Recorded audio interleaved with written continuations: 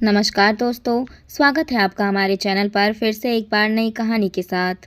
तो चलिए बिना समय गवाए कहानी को शुरू करते हैं। सुनो, मम्मी का फ़ोन आया था।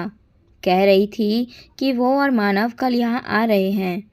अरविंद ने डाइनिंग टेबल पर बैठते हुए धीरे से कहा, क्यों?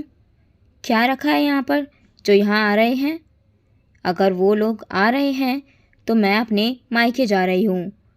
साक्षी ने चपाती का कैसरोल टेबल पर पटकते हुए कहा, कैसी बात कर रही हो तुम? वो लोग यहाँ आ रहे हैं तुमसे मिलने के लिए।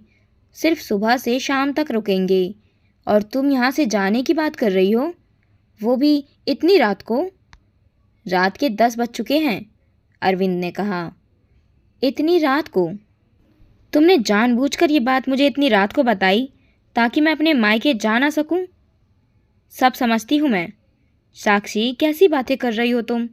पहले खाना खा लो और फिर बात को ठंडे दिमाग से सोचो, अरविंद ने समझाते हुए बोला।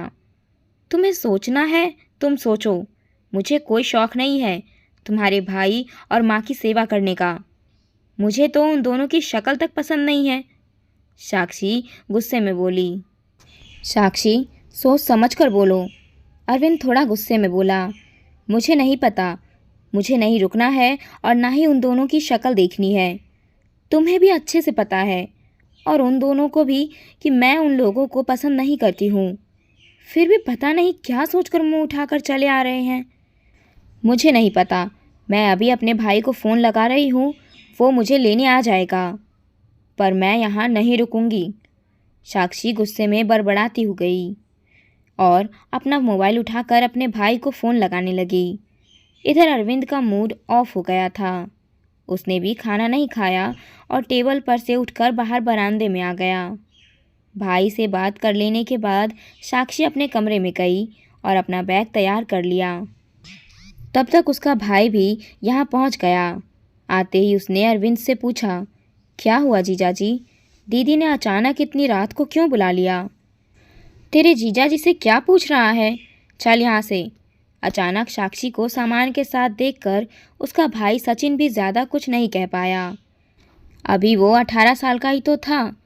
इसी साल कॉलेज में आया था और साक्षी से बहुत छोटा भी था। साक्षी तो उसे डांट टपट कर लताड़ कर अपने तरफ बैठा देती थी और मम्मी भी साक्षी की ही पक्ष लेती थी, इसीलिए वो ज़्यादा कुछ नहीं कहता था। अब खड़ा खड़ा देख क्या रहा है? चल यहाँ से। आखिर साक्षी की डांट सुनकर सचिन अपना सा मुंह लेकर साथ ही साथ बाहर रवाना हो गया। उसके पीछे पीछे साक्षी भी चल दी और बाहर जाकर सचिन की बाइक पर बैठकर रवाना हो गई। इधर अरविंद अंदर आकर अकेला सोफे पर सिर पकड़कर बैठ गया। आखिर कैसे समझाए वो साक्षी को? साक्षी और अरविंद की शादी को 8 महीने हो चुके थे, पर सिर्फ 8 महीने की शादी में वो उसे इतना परेशान कर चुकी थी कि अब तो कई बार उसकी आंखों में से आंसू आने लग जाते थे। इतने से दिनों में उसने अरविंद और उसके परिवार वालों की नाक में दम करके रख दिया था। अरविंद के घर में उसकी मम्मी माया जी और छोटे भाई मानव के अलावा कोई नहीं था। पापा तो कई साल पहले ही ख़त्म हो गए थे। जैसे तैसे सिलाई करके उन्होंने अपने दोनों बेटों को पाला था। जब अरविंद की सरकारी नौकरी लगी तो अरविंद ने उनका सिलाई करना बंद करवा दिया, यह कहकर कि मम्मी, अब तो आपके सुख के दिन हैं, आपने बहुत कर लिया, अब मानव के आगे की पढ़ाई की जिम्मेदारी मेरी है। जब बेटा समझदार और कमाऊ हो जाए तो सही सी बात है, तो उसकी शादी की उम्मीद हर माँ को होती ही है। कितने अरमानों से माया जी ने अपने बेटे अरविंद की शादी साक्षी से करवाई थी, इस उम्मीद के साथ कि अब जाकर कोई सुख तो मिलेगा। लेकिन साक्षी ने तो सिर्फ अरविंद से शादी की थी, उसके परिवार से तो उसको कोई लेना देना था ही नहीं। वो तो उसकी मम्मी और भाई को बिल्कुल पसंद नहीं करती थी। यहाँ तक कि साक्षी की मम्मी भी उसके गलत में उसका साथ देती थी।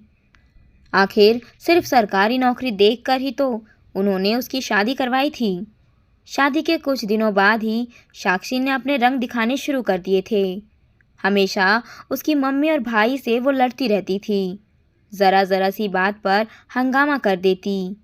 और फिर इतना ज़ोर ज़ोर से चिल्लाती कि आस पड़ोस में भी लोगों को सुनाई दे जाता। आखिर घर में शांति रहे और बेटे बहू ठीक से रहे, इसके लिए अरविंद की मम्मी ने उसे ट्रांसफ़र लेने के लिए कह दिया। आखिर वो लोग साथ नहीं रहे होंगे तो लड़ाई झगड़ा भी तो नहीं होंगे, और फिर दुनिया को भी यही लगेगा कि ट्रांसफ़र के कारण बेटे बहू दूसरे शहर में शिफ्ट हुए हैं। आखिर अरविंद ने उनकी बात मान ली, लेकिन दूसरे शहर में ट्रांसफ़र ना हो सका तो उसी शहर में ट्रांसफ़र ले लिया और साक्षी के साथ वहाँ शिफ्ट हो गया। लेकिन अब साक्षी ना तो खुद वहाँ उनसे मिलने जाती थी और ना ही उन लोगों को अपने घर आने देती थी।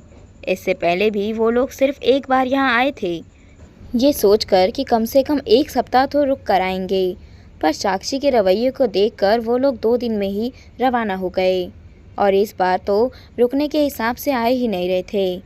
सुबह से शाम तक सिर्फ बेटे बहू के साथ समय बिताने के लिए आ रहे थे, पर उसमें भी साक्षी को समस्या थी। आखिर अपने भाई सचिन को बुलाकर वो रवाना हो ही गई। खैर, अरविंद ने अपनी मम्मी को फ़ोन नहीं किया, बल्कि वो उस समय खुद ही घर का ताला लगाकर उनके पास पहुंच गया। उसे अचानक इतनी रात को वहां देखकर उसकी मम्मी को समझते देर नहीं लगी कि क्या बात हुई होगी।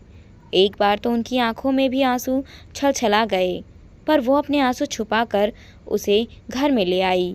जानती थी कि साक्षी ने खाना तो खिलाया नहीं होगा, इसीलिए खाना बनाकर उसे खाना परोसा। खाना खा लेने के बाद अरविंद चुपचाप सो गया। उसने कुछ कहा भी नहीं। दूसरे दिन भी उसने पूरा दिन उन लोगों के साथ ही बिताया।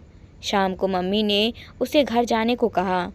बेटा, कल से तुझे ऑफिस जाना है, अब तू घर जा, रात होने वाली है। साक्षी भी घर आ गई होगी। हाँ, अब तो आएगी ही सही, उसे पता था कि आप सिर्फ शाम तक रुकने वाली हो, अरविंद ने कहा। क्या कर सकते हैं बेटा, आजकल हर किसी को अपने अपने रिश्ते ही पसंद हैं। सिर्फ अपने रिश्ते मायने रखते हैं सबके लिए, इसीलिए ज़्यादा किसी से उम्मीद मत करो, मम्मी ने सिर पर हाथ फेरते हुए कहा। तो अरविंद मुस्कुराकर रवाना हो गया। घर पहुंचा तो जैसा कि उसे उम्मीद थी, साक्षी घर आ चुकी थी, पर अरविंद चुपचाप अपने कमरे में जाकर सो गया। साक्षी ने भी उससे कोई बात नहीं की। जब दूसरा संडे आया तो साक्षी ने अरविंद से कहा, आज कहीं का प्रोग्राम तो नहीं है ना? अगर है तो कैंसिल कर दो। आज दीदी जीजा जी आ रहे हैं, शाम में मम्मी पापा और सचिन भी। आज वो लोग हमारे साथ ही टाइम स्पेंड करने वाले हैं। आज उन्हीं के साथ लंच करेंगे, फिर शाम को सबके साथ कहीं घूम आएंगे। उसकी बात सुनकर अरविंद ने कुछ नहीं कहा, पर साक्षी इतना खुश थी कि वो अपने काम में लग गई। आखिर अपने मायके वालों की मेहमान नवाजी में वो कोई कमी नहीं छोड़ना चाहती थी। खैर, थोड़ी देर बाद वो लोग आ गए, पर दरवाज़ा खुला हुआ ही था। अचानक उनकी आवाज़ सुनकर वो बाहर आई और सबसे हंसकर गले मिली। अरे दामाद जी कहाँ हैं? उन्हें भी तो बुलाओ, पापा ने सोफे पर बैठते हुए कहा। बस पापा, अभी तो यहीं थे, शायद अंदर वॉशरूम में होंगे। आप लोग बैठिए, मैं देखती हूँ। साक्षी ने अंदर जाके देखा तो अरविंद कहीं नहीं था। वो बाहर निकल कर आई तो सब लोगों ने फिर से पूछा, क्या हुआ, अरविंद जी कहाँ हैं? पता नहीं पापा, अभी तो यहीं बैठे हुए थे, पता नहीं कहाँ चले गए। साक्षी हैरान होते हुए बोली। अरे तो इतनी टेंशन क्यों ले रही है? आजकल तो इतनी सुविधा भी तुम्हारे हाथों में है, फ़ोन लगा कर पूछ कि अचानक कहाँ चले गए, उसकी माँ ने कहा। अपनी मम्मी की बात मानकर साक्षी ने फ़ोन लगाया, लेकिन अरविंद ने फ़ोन तक नहीं उठाया। 2-3 बार फ़ोन लगाने पर अरविंद ने फ़ोन उठाया। अरे कहाँ हो तुम? कब से फ़ोन लगा रही हो तुम्हें, फ़ोन भी नहीं उठा रहे हो। घर पर सब लोग भी आ गए हैं, पर तुम कहाँ चले गए? अरे मेरा क्या काम है वहाँ पर, तुम्हारे मायके वाले हैं, तुम देखो, कहकर अरविंद ने फ़ोन काट दिया। ये सुनकर साक्षी को बहुत गुस्सा आया। तब उसकी मम्मी ने पूछा, क्या हुआ, अरविंद जी कितनी देर में आ रहे हैं? मम्मी, उन्होंने तो आने से ही इनकार कर दिया, कह रहे हैं तुम्हारे मायके वाले हैं, तुम देखो। अरे भला ये कैसी गैर जिम्मेदाराना हरकत है, रिश्ते इस तरह से निभते हैं क्या? उसकी मम्मी ने कहा।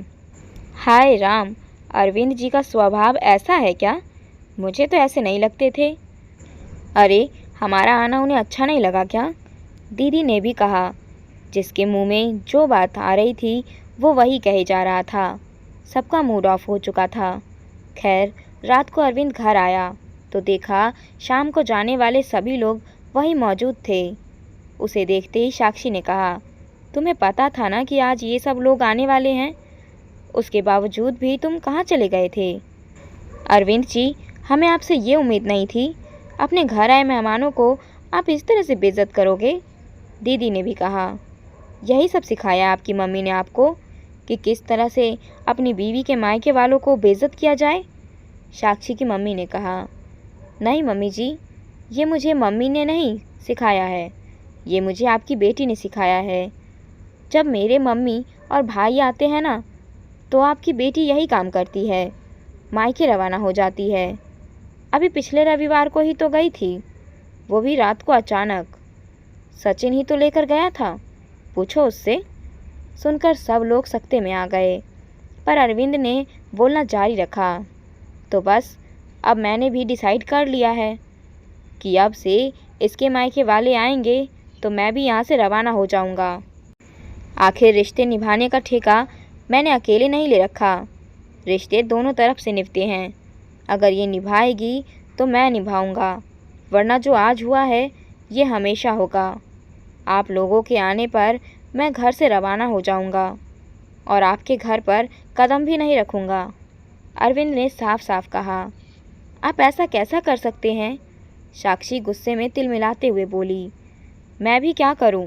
बेशर्म के साथ बेशर्म बनना ही पड़ता है, क्योंकि शायद उसे यही भाषा समझ में आती है। अरविंद ने बेफिक्री के साथ कहा और अपने कमरे में चला गया। सुनकर किसी से कुछ कहते नहीं बना। आखिर सब जानते थे कि अरविंद सच बोल रहा है, इसीलिए अब क्या बोले। तो सब अपना सा मुंह उठाकर अपने अपने घर रवाना हो गए। अपने मायके वालों की बेइज्जती को देखकर साक्षी ने काफ़ी दिन तक अरविंद से बात नहीं की, पर अरविंद ने भी उसे मनाने की कोशिश भी नहीं की। आखिर कब तक अपने स्वाभिमान को मारता रहेगा? लेकिन जब अगले 2-3 बार भी अरविंद ने वही सब किया, तो अपने आप ही साक्षी को समझ में आ गया कि या तो रिश्ते निभाना ही पड़ेंगे, वरना अरविंद तो उसके मायके वालों से कोई रिश्ता भी नहीं रखेगा। आखिर जैसे उसके ससुराल वालों से लोग पूछते हैं कि बहू क्यों नहीं आती, अब उसके मायके वालों से भी लोग पूछने लगे हैं कि दामाद क्यों नहीं आता।